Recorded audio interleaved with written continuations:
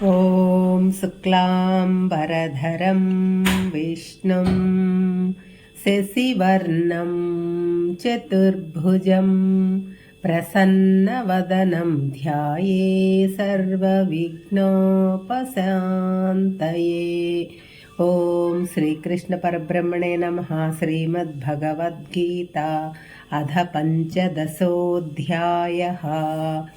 पुरुषोत्तमप्राप्तियोगः।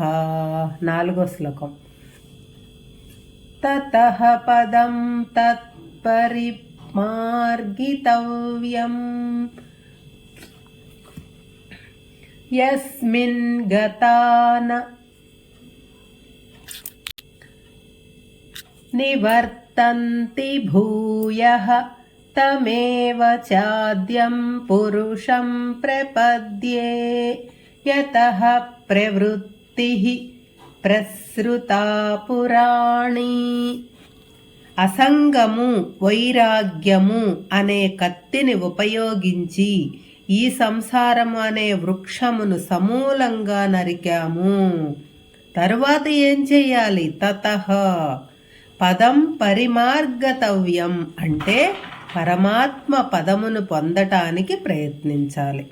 దానికి మార్గం వెతకాలి. ఆ పరమ పురుషునిలో సాయుధ్యం పొందాలి. అదే శాశ్వతమైనది, పరమానందకరమైనది, పరమశాంతిని కలుగజేస్తుంది. అంచేత ప్రతివాడు వేళ్లు పాతుకుపోయిన ఈ సంసార వృక్షమును వైరాగ్యము అసంగము అనే కత్తితో నరికిన తరువాత పరమాత్మను చేరుకునే మార్గము కొరకు వెతకాలి. దీనికి సరి అయిన మార్గం కూడా సూచించాడు కృష్ణుడు.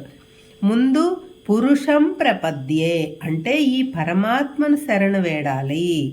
ఆయన యందు భక్తి శ్రద్ధ కలిగి ఉండాలి. నిష్కామ కర్మాచరణ యందు ఆసక్తి కలిగి ఉండాలి. మరి ఆ పురుషుడు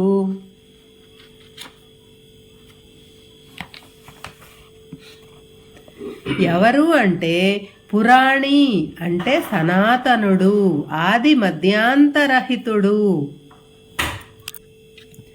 ఆది మధ్యాంతరహితుడు అంటే ఆది అంతము లేనివాడు.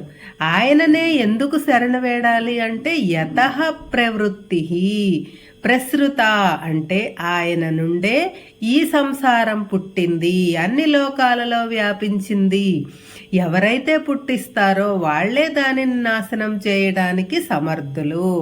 ఈ సంసారం ఆ పరమాత్మ నుండి పుట్టింది కాబట్టి ఆయనను ఆశ్రయిస్తేనే ఈ సంసారమును నాశనం చేయటానికి సమర్థత వస్తుంది.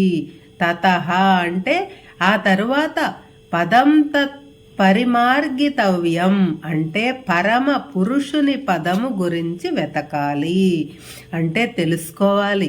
దానికి శాస్త్ర పఠనం వేదాంత విచారణ చెయ్యాలి. ఇది గురువుల సాయంతోనే సాధ్యమవుతుంది. దీనివల్ల ఏం జరుగుతుంది? యస్మిన్ గతాన నివర్తంతి భూయః అంటే ఎక్కడికి వెళితే మరలా తిరిగి రారో అంటే తిరిగి పునర్జన్మ ఉండదో, మరలా జనన మరణ చక్రంలో పడరో అక్కడికి వెళతారు. ఆ పరమ పదమును చేరుకుంటారు. కాబట్టి ఆ పురుషోత్తముడిని చేరుకోవాలంటే ఇన్ని మెట్లెక్కాలి. 5వ శ్లోకం. నిర్మాణమోహజిత సంగదోషాః అధ్యాత్మనిత్యా వినివృత్తకామాః ద్వంద్వైర్విముక్తాః సుఖదుఃఖసంజ్ఞైః గచ్చన్త్యమూఢాః పదమవ్యయం తత్. ఈ మెట్టు అన్నీ ఎక్కడానికి ప్రతి మానవుడిలో ఏ ఏ లక్షణాలు ఉండాలో ఈ శ్లోకంలో వివరించారు వ్యాసుల వారు. నిర్మమోహ అంటే అభిమానము మోహము వదిలిపెట్టాలి. వినయం విధేయతలు కలిగి ఉండాలి. అహంకారం ఉండకూడదు. దేహాభిమానం వదిలిపెట్టాలి. అవివేకం అజ్ఞానం నుంచి బయటపడాలి. మనలో ఉన్న గొప్పతనం అంతా పరమాత్మ అనుగ్రహంగా భావించాలి. అంతేకాని అది అంతా మన గొప్పతనమని అహంకరించకూడదు. మానవుడికి ఎన్ని విద్యలు తెలుసునని కాదు, ఎంత వినయం విధేయత ఉన్నాయి అన్నది ముఖ్యం. రాముడి కన్నా రావణుడికి ఎన్నో విద్యలు తెలుసు, కానీ రావణుడిని ఎవరూ పూజించరు. కారణం అతనిలో వినయం లేదు, అహంకారం తప్ప. రాముడిని అందరూ దేవుడిలా పూజిస్తారు, కారణం రాముడు అహంకారి కాదు. తల్లిదండ్రుల మాట, గురువు మాట విన్నాడు, ఎన్నో కష్టాలు అనుభవించాడు, అందుకే రాముడు దేవుడయ్యాడు. అందుకే భారతీయ సాంప్రదాయంలో పెద్దలను చూసినప్పుడు 2 చేతులు జోడించి నమస్కారం పెట్టమన్నారు. నమస్కారం పెద్దల పట్ల వినయము, విధేయత సూచిస్తుంది. జితసంజ్ఞ దోష అంటే సంసారం అనే వృక్షము నరికాం కదా అని అహంకరించి మరలా సంగములో పడకుండా ప్రాపంచిక విషయముల మీద సంగత్వమును పూర్తిగా విడిచిపెట్టాలి. విపరీతమైన అనుబంధాలు పెంచుకోకూడదు. నేను లేకపోతే వీళ్ళంతా ఏమైపోతారు అనే భావన వదిలిపెట్టాలి. అంటే రాగము, ద్వేషము ఈ రెండింటినీ మన ఆధీనంలో ఉంచుకోవాలి, కానీ వాటికి బానిస అవ్వకూడదు. వినివృత్త కామః అంటే అధర్మపూరితమైన కోరికలను పూర్తిగా విడిచిపెట్టాలి. ధర్మబద్ధంగానే ఆలోచించాలి, ధర్మబద్ధమైన కోరికలనే సంకల్పించాలి, ఉన్నదానితో తృప్తి చెందాలి. అడ్డమైన కోరికలు తీరాలని కోరుకోకూడదు.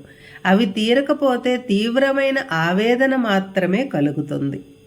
దీనివలన మానసిక ప్రశాంతత కూడా దెబ్బతింటుంది, శారీరకంగా కూడా ఇబ్బందులు వస్తాయి. కాబట్టి కోరికలను అదుపులో ఉంచుకోవాలి.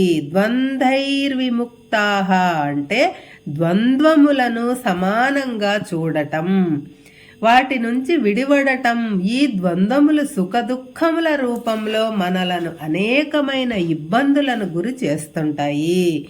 రాగద్వేషాలు, శీతోష్ణ స్థితులు, లాభాలాభాలు, జయాపజయములు, వీటినే ద్వంద్వాలు అని అంటారు. వీటి వలన సుఖం కానీ దుఃఖం కానీ కలుగుతుంది. సాధారణంగా ఈ ద్వంద్వముల వలన తక్కువ సుఖం, ఎక్కువ దుఃఖం కలుగుతుంది.